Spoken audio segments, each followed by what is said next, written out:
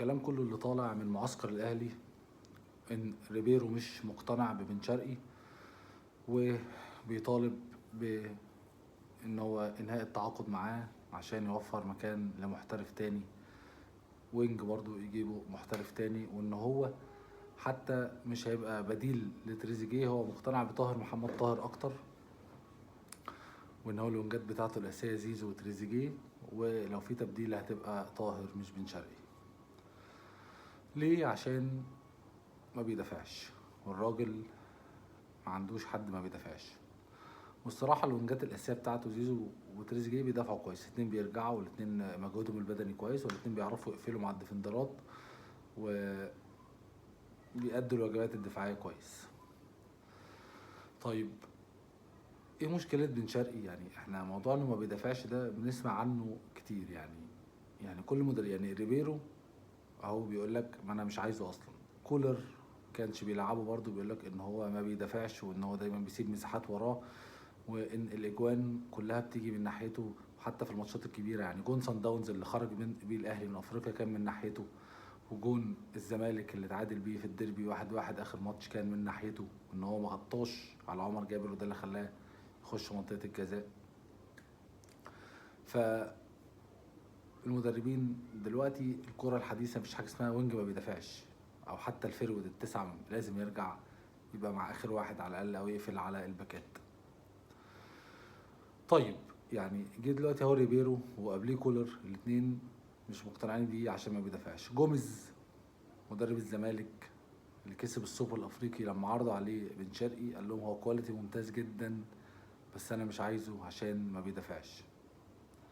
طب يعني ايه اللي حصل لبن شرقي، او ايه اللي مخليه المدربين بيرفضوه عشان النقطه دي؟ الحقيقه لو بصينا لبن شرقي مع الزمالك في الثلاث مواسم اللي لعب عليه، اللي لعب فيهم وكان كويس الى حد كبير، فهو احسن موسم لعبه هو الموسم بتاع فريرا، لان فريرا هو الوحيد اللي قدر يعالج المشكله دي بانه بيرمي ديفندر دايما ناحيته يقفل مع الباك، فلما الكره تترد من وراه يبقى في اتنين بيقفلوا على الوينج او على الناحيه. هو كان دايما بيلعب وينج ليفت، فكان دايما الباك رايت والوينج رايت بتوع اي فرقه لما بيهاجموا بيجي الديفندر والباك ليفت بتاع الزمالك بيروحوا قافلين عليهم، فكانه عمل الدور. طبعا ده كان محتاج مجهود مضاعف من الديفندر، هو ساعتها الديفندر كان طارق حامد، ف... ف... فهو لكن مش اي ديفندر يقدر يعمل كده، ومش كل المدربين يقدروا ان هم يطبقوا الفكر ده، لان آه، بيبقى عنده مهام تانية، ان هو الديفندر بيقفل على نص الملعب. طب لو الكورة اتنقلت للعمق والديفندر ده قافل، طب ما العمق هيزيد عليا 3 هيبقوا على 2، طب هيحصل، فلازم يرجع يدافع. الوحيد اللي قدر يعالجها هو الحقيقة يعني فيريرا. حتى في الموسمين التانيين بتوع بن شرقي كان كويس برضه، بس ما كانش واخد الحرية الكاملة في الهجوم بسبب النقطة دي، وكان حتى بيتبدل في أوقات كتير، وكان أوقات كتير ساعات بيبدأ على الدكة بسبب النقطة دي، مع كارتيرون حتى مع باتشيكو كان برضه دايما عنده خلل في النقطة دي. الوحيد اللي عرف يعالجها الحقيقة هو البروفيسور فيريرا، واعتقد ان هي دي النقطة اللي مخسرة بن شرقي. يعني كواليتي بحجم لعيب بن شرقي ده ما ينفعش يكون اصلا بيلعب في مصر. يعني بن شرقي جه الزمالك وهو عنده 25 سنة او 26 سنة، كان صغير جدا، فلعيب بالكواليتي ده ازاي يرجع يلعب في مصر؟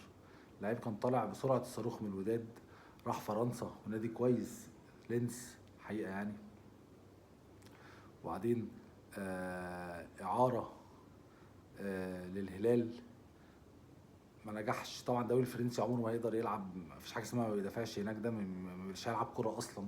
الهلال كان مدجج بالنجوم، ما خدش فرصته، فاق مع الزمالك، طلع على قطر ما نجحش،